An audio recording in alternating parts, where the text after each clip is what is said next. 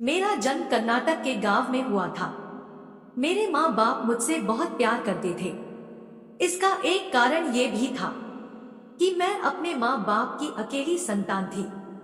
मेरी पढ़ाई भी गांव से हुई थी और पीयूसी की परीक्षा के बाद मेरे माँ बाप ने पढ़ाने से इनकार दिया क्योंकि हम लोग काफी गरीब थे।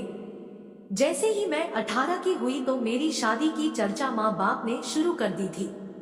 सब कुछ काफी सही चल रहा था कि दशहरे में मैं अपने दोस्तों के साथ मैसूर के किले में घूमने गई। वहां पर एक लड़का जो दिखने में बहुत अच्छा था, वो मुझे देखे जा रहा था।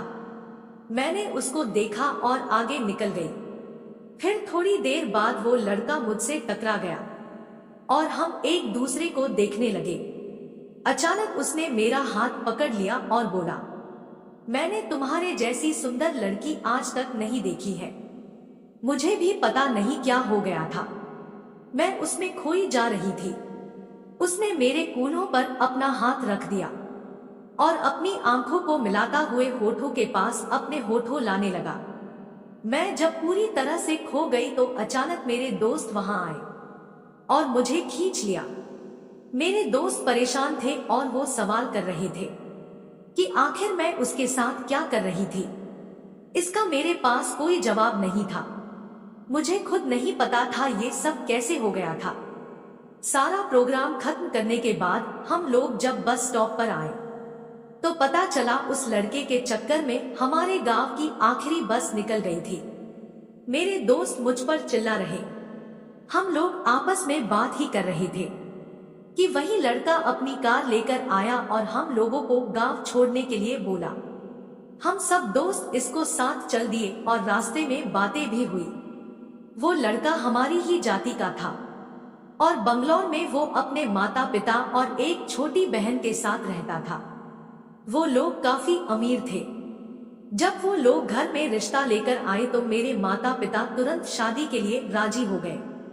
इसके 1 महीने के बाद हम दोनों की शादी हो गई और फिर शुरू हुआ मेरी जिंदगी का सबसे डरावना पल। हम दोनों लोग बंगलौर के लिए घर से निकले थे कि रास्ते में उसने मेरा मोबाइल मांगा और मैंने मोबाइल दे दिया। उसने मुझसे गाड़ी से उतरने के लिए कहा। जब मैं गाड़ी से उतर गई तो उसने एक पेड़ से गाड़ी को टकरा दिया और चलती हुई गाड़ी छोड़कर वहां से जल्दी भाग आया। मैंने उससे इस सब कारण पूछा तो उसने कहा कि तुम अब मर गई हो और तुम्हारे माता पिता भी अब यही सोचेंगे। यही तो मैं चाहता था। पूरा परिवार उससे मिला हुआ था। ट्रेन में बैठकर सब लोग हुबली जाने लगे तो मैंने पूछा, आप लोग तो बंगलौर में रहते हैं। मेरी सास ने बोला, हमारा घर हुबली में है। हम लोगों ने झूठ बोला था। मेरे अभी कुछ समझ नहीं आ रहा था। हम लोग ट्रेन में थे कि तभी उनकी बहन और मेरे पति दोनों एक दूसरे को किस करने लगे।